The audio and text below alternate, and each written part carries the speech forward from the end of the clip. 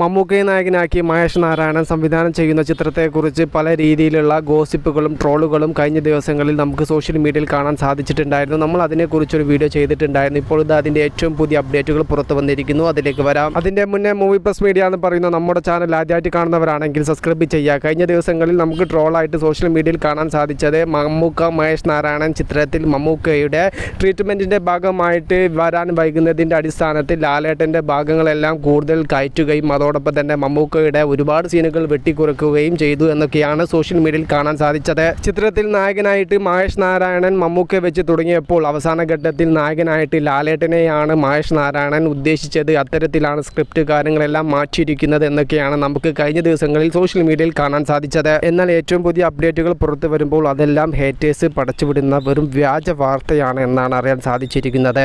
മമ്മൂക്ക ഈ മാസം തന്നെ ചെന്നൈയിൽ നിന്നും ട്രീറ്റ്മെൻറ്റ് കഴിഞ്ഞ് കൊച്ചിയിലെത്തും. അതിനുശേഷം മമ്മൂക്ക ഓഗസ്റ്റ് ആദ്യം തന്നെ മഹേഷ് നാരായണൻ ചിത്രത്തിൽ ജോയിൻ ചെയ്യും. ഏകദേശം 30 ദിവസത്തോളമാണ് മമ്മൂക്കയ്ക്ക് ഇനി മഹേഷ് നാരായണൻ ചിത്രത്തിൽ അഭിനയിക്കാനുള്ളത്. മഹേഷ് നാരായണൻ ഈ ഒരു സിനിമ തുടങ്ങുന്നതിൻ്റെ മുന്നേ എങ്ങനെയായിരിക്കണം ഈ ഒരു സിനിമ ഫൈനലൈസ് ചെയ്ത് വരേണ്ടത് എന്ന് അദ്ദേഹത്തിന് കൃത്യമായിട്ടുള്ള തീരുമാനങ്ങൾ ഉണ്ടായിരുന്നു. ആ ഒരു തീരുമാനത്തിൽ തന്നെയാണ് ഈ ഒരു സിനിമ പൂർത്തിയാവാൻ വേണ്ടി പോകുന്നത്. ഈ ചിത്രത്തിൽ ലാലേട്ടൻ ചെയ്യുന്ന ഒരു കഥാപാത്രം വില്ലനാണ് എന്നാണ് അറിയാൻ സാധിച്ചിരിക്കുന്നത്. അവസാന ഘട്ടത്തിൽ വില്ലൻ എങ്ങനെ നായകനാവും? ഈ ഒരു ചിത്രത്തിലെ നായകൻ മമ്മൂക്ക തന്നെയാണ്. കാത്തിരിക്കും. സിനിമകളുടെ കൂടുതൽ അപ്ഡേറ്റുകൾക്ക് വേണ്ടിയിട്ട് മൂവി പ്ലസ് മീഡിയ. ഞാൻ ജിനാസ്. പുതുസായിട്ട് ആരെങ്കിലും നമ്മളെ ചാനൽ കാണുന്നവരുണ്ടെങ്കിൽ സബ്സ്ക്രൈബ് ചെയ്യുക. Okay, by.